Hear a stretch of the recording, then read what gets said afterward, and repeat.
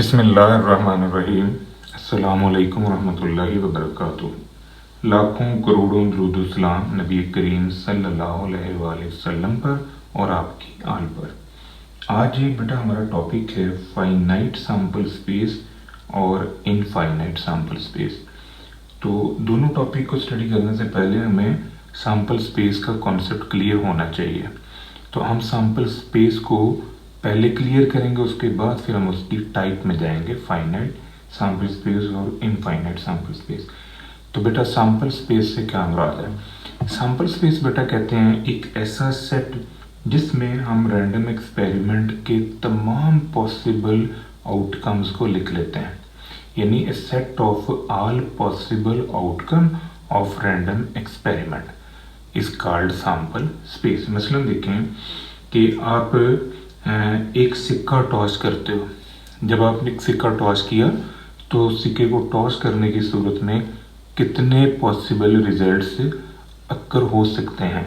तो बेटा दो पॉसिबल रिजल्ट्स हैं जो सिक्के को टॉस करने की सूरत में अक्कर हो सकते हैं। अब ये जो सेट है जिसके अंदर दो पॉसिबल रिजल्ट्स हैं, that set is called sample space. अब बेटा दूसरी बात देखें कि फाइनाइट सैम्पल स्पेस क्या होगा।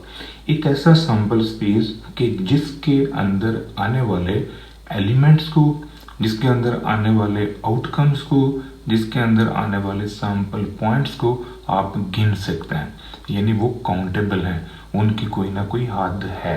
तो that sample space is called finite sample space. मसलन देखें, जब आपने एक सिक्का टॉस किया तो सिक्के को टॉस करने की सूरत में हमारे पास दो पॉसिबल रिजल्ट्स आए हैं। तो ये जो सेट हमने बनाया है दो पॉसिबल रिजल्ट्स का, इसको हम कहेंगे फाइनाइट सैम्पल स्पेस। मज़ीद देखें, जब आप बेटा लूडो का दाना रोल करते हो तो लूडो का दाने को रोल करने की सूरत में हमारे पास 6 पॉसिबिलिटीज़ आती हैं, यानी जब भी लूडो का दाना रोल होगा तो इन्हीं 6 में से कोई एक पॉसिबल पॉइंट जो है वो दाने पर नज़र आएगा। तो ये जो 6 पॉसिबल आउटकम्स हैं इनका सेट जो है ये सैम्पल स्पेस कहलाता है, और ये फाइनाइट सैम्पल स्पेस है।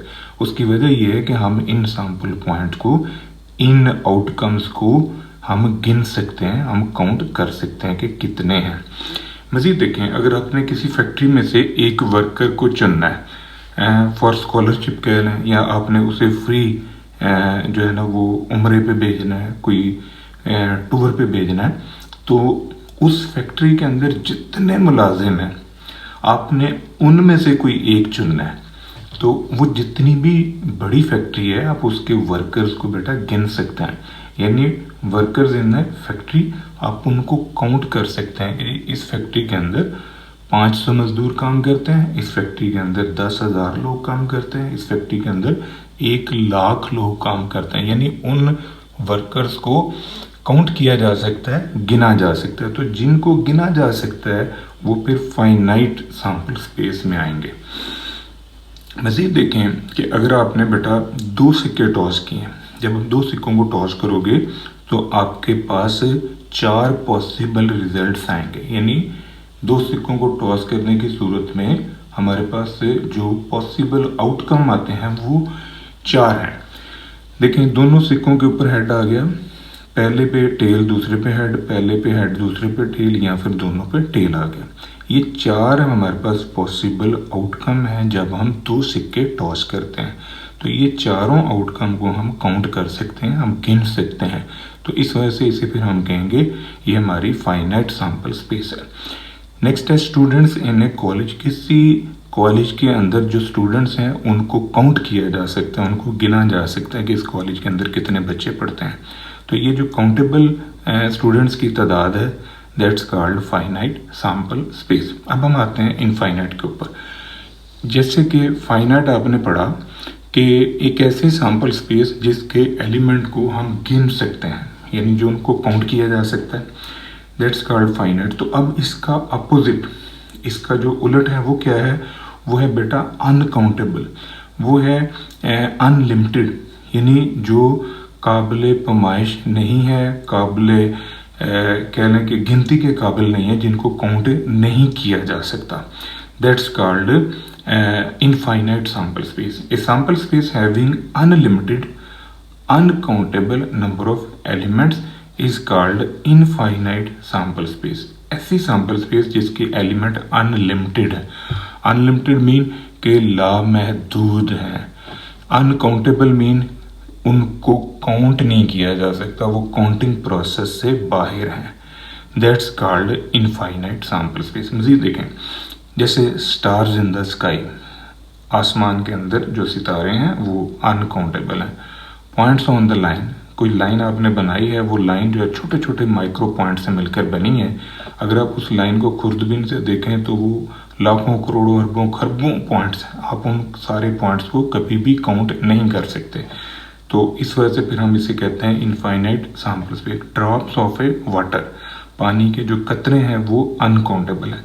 नेचुरल नंबर हैं 1 2 3 4 5, कहाँ तक ये चल रहे हैं, ये कोई ब्रेकेज पॉइंट नहीं है, यानी अनलिमिटेड टाइम ये चल रहे हैं. कहाँ इन्होंने रुकना है आपको नहीं पता.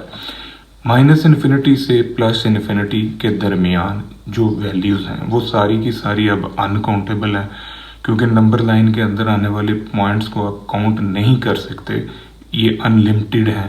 तो इसको भी हम कहेंगे इनफाइनाइट सैम्पल स्पेस.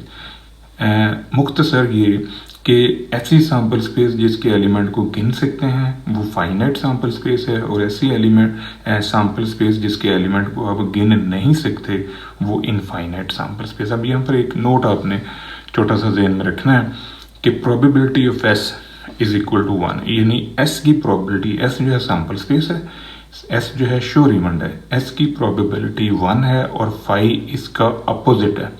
यानी अगर ये होना है तो ये ना होना है. तो ये जो फाई है इसकी प्रोबेबिलिटी 0 है, और बाकी जितनी भी स्टेटमेंट हैं, एक्स जो है पॉसिबल स्टेटमेंट्स हैं, उन सारी स्टेटमेंट्स की जो प्रोबेबिलिटी होगी वो 0 और 1 के दरमियान होगी. एक्स एनी पार्टिकुलर स्टेटमेंट है. ये था बेटा आज का हमारा टॉपिक. दुआ में याद रखिएगा. इंशाल्लाह अगली वीडियो के साथ फिर हाजिर होंगे. फी अमान अल्लाह.